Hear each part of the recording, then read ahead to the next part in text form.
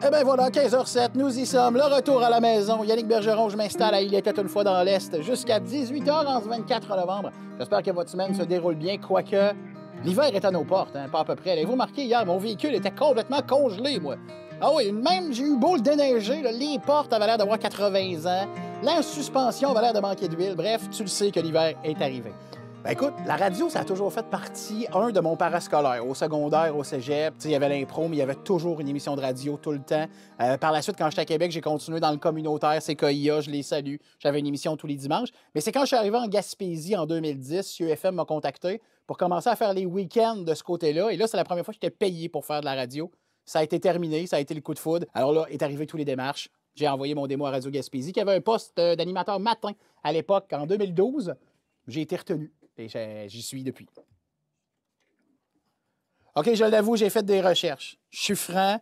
J'ai cherché à trouver des groupes country provenant de l'Angleterre. J'en ai écouté 2-3, je n'étais pas satisfait. Alors, pour les chansons country, on reste aux États-Unis. C'est Dwight Yoakam avec son grand classique Trucking.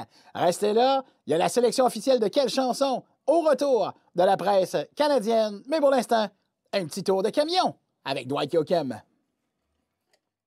C'est une particularité, ça, ici, de notre marché. Le country est extrêmement populaire dans la région. Dès mon arrivée au retour, c'est une chose que j'ai demandé. Est-ce que je pourrais finir mes heures avec une chanson country?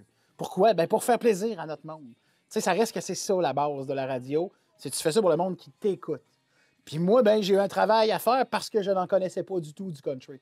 Donc, en arrivant, j'ai commencé à me faire l'oreille. J'ai découvert des groupes, des artistes que j'aime qui correspondent à mon son. Ben, j'ai un son bien particulier au retour, le monde le sait, c'est plus rock, plus énergique.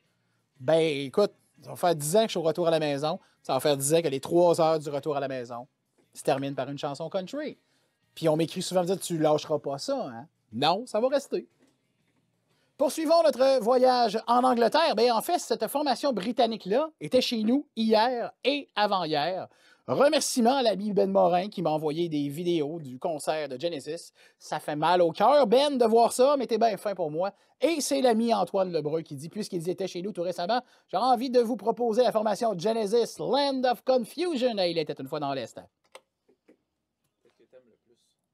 Ah, c'est vraiment, tu sais, ça fait drôle à dire, mais c'est raconté. C'est parler. Je suis un verbomoteur compulsif, puis je suis un cultivar. Je mange la culture, j'en consomme, puis j'aime ça, narrer vraiment aux gens ce qui se passe là.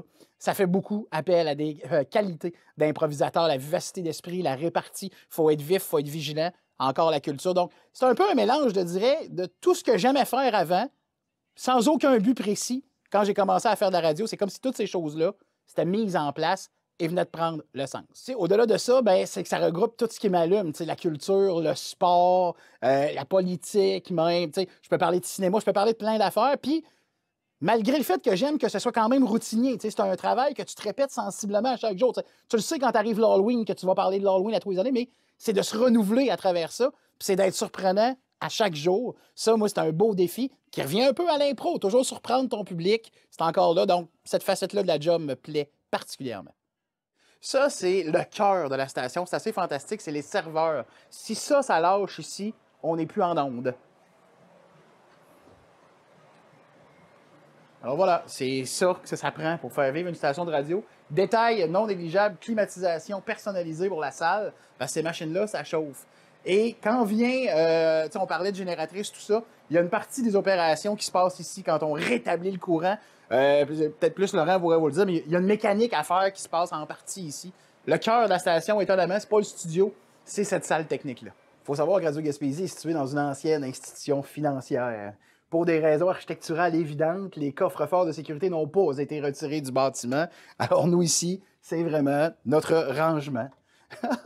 Et il y en a un autre au rez-de-chaussée identique à ça qui sert également de rangement. Mais bon, bien sûr qu'on ne peut pas défaire ça, ça affecterait la structure du bâtiment. Donc ça ajoute un charme à notre lieu de travail. Donc, département crucial à Radio Gaspésie, le service de l'information. Ici, c'est la salle des nouvelles. Les gars sont en train de travailler sur différents dossiers. Richard O'Leary, Guillaume Whelan sont là. Et eux autres aussi, c'est un peu un centre névralgique. Il y a l'espèce de bureau rédaction. Juste en face, ils ont leur propre studio. Ils en ont 2. Un à plusieurs intervenants qui permet des rencontres, des entrevues téléphoniques. Puis il y en a un autre aussi, un peu à l'image de ce qu'on a, nous, en bas, un tout petit, pour faire plus du vocal. Tu sais, quand ils enregistrent des bulletins, des fois, s'ils sont ensemble en même temps sur des dossiers, bien, ils ont la possibilité. Puis avant d'entrer en mise en onde juste ici, bien, ça, c'est le studio, quand je vous parlais de production publicitaire ou d'entrevue à 2 personnes, c'est le studio où on vient travailler. Comme cet après-midi, il y a un client commercial qui s'en vient pour un enregistrement. Joshua, concepteur publicitaire, va être en reportage, donc m'a demandé de recevoir le client, c'est-à-dire qu'à 14 h, il va s'en venir ici, le client, va faire un enregistrement. Moi, je vais opérer, puis on va conserver tout ça, ce qui va permettre à l'ami Joshua de continuer à travailler après.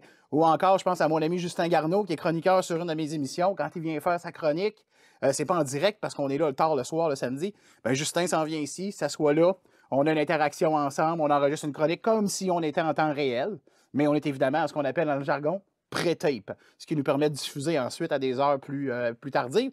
Et ce qui est bien aussi du studio ici, c'est qu'on a accès exactement au même logiciel que ceux de la mise en onde.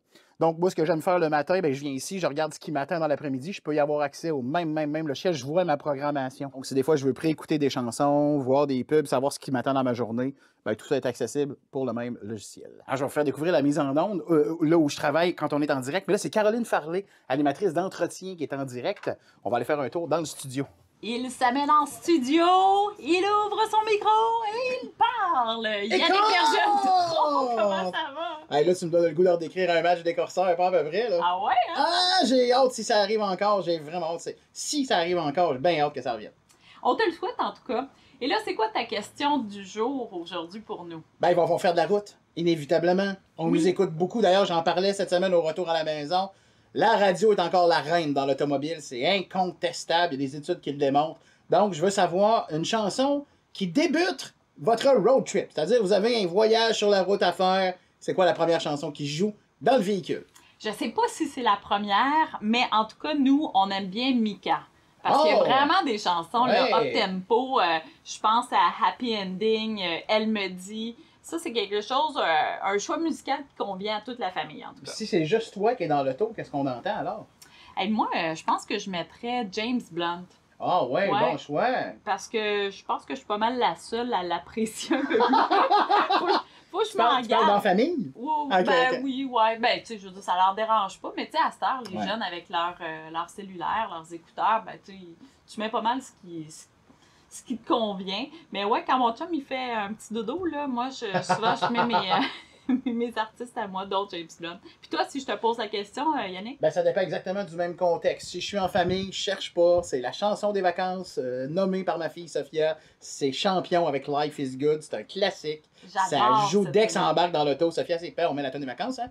Alors, et si je suis seul, ben, soyez pas surpris. Ça va sonner côté obscur. C'est System of a Down, BYOB. Faut juste faire attention à l'accélérateur. Parce que c'est comme naturel, la musique part. Oh!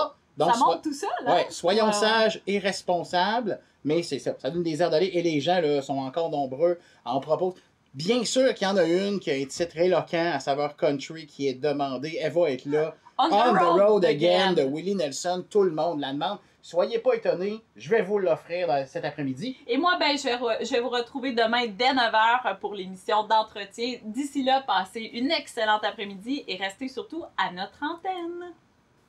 Ben, tu sais, je vous parlais de routine, ça aussi, moi je fonctionne comme ça. Je suis un peu TDAH, donc ça m'aide énormément dans mon fonctionnement.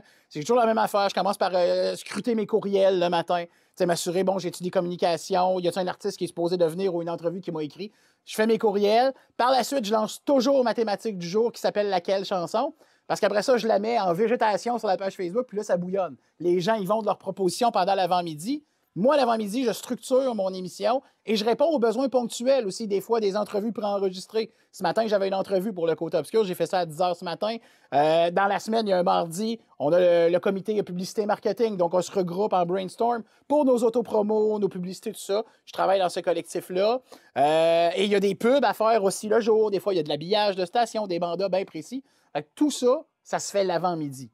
Quand je reviens dîner, là, je focalise vraiment. Je vais chercher les chansons, je structure l'ordre des propositions des gens. Je viens voir ce que j'ai au menu, parce que ça, c'est toujours prédéterminé par la direction. Fait que je viens voir ce qui, moi, m'attend dans mes 3 prochaines heures, parce que des fois, ça alimente aussi la suite des choses. Ah, comme aujourd'hui, je savais que Freddie était décédé, mais je voulais m'assurer qu'il n'y avait pas de Queen, parce que c'est moi qui voulais la sélectionner, et ainsi de suite. Donc, c'est tout du travail de préparation qui fait que Tu fais ton 40 heures semaine, même si 3 heures par jour, tu es en ondes.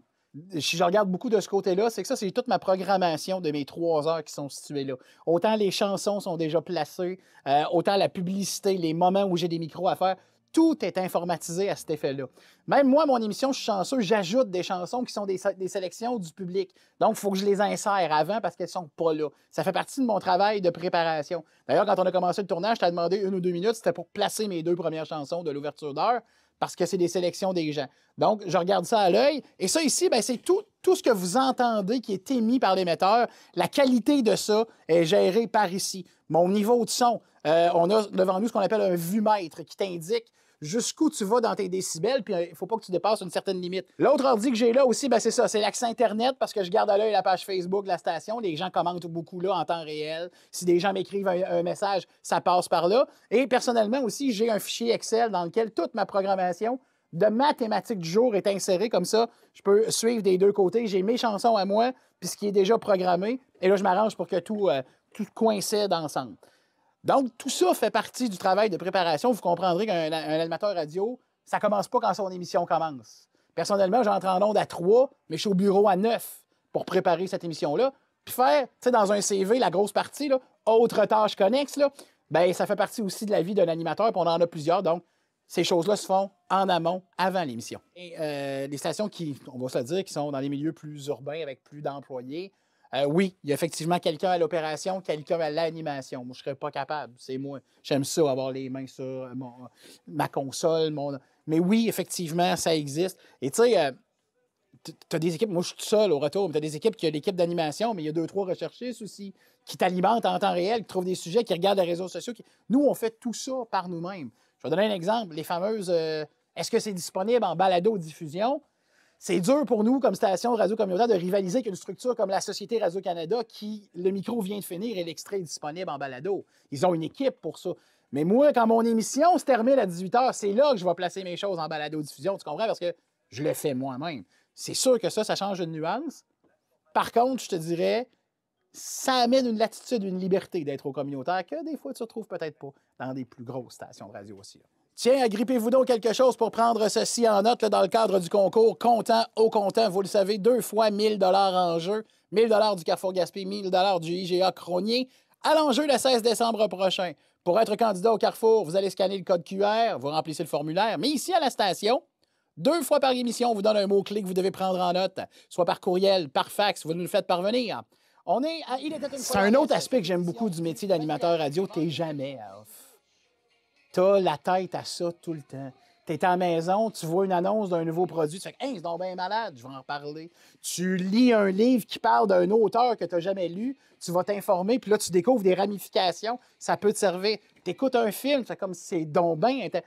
Tout le temps, tu croises quelqu'un que tu connais pas, tu fais « Quel personnage incroyable! » Il peut finir par t'alimenter dans ton travail. Donc, ça part encore de l'impro, c'est un conseil que je donne à mes jeunes quand je coach. Soyez une éponge du monde qui vous entoure. Allez vous alimenter à tout ça. Donc, comme animateur, puis je suis pas mal convaincu qu'on doit pas mal tout être de même. Oui, on décroche du travail, mais on est animateur full-time, full-time, full-time.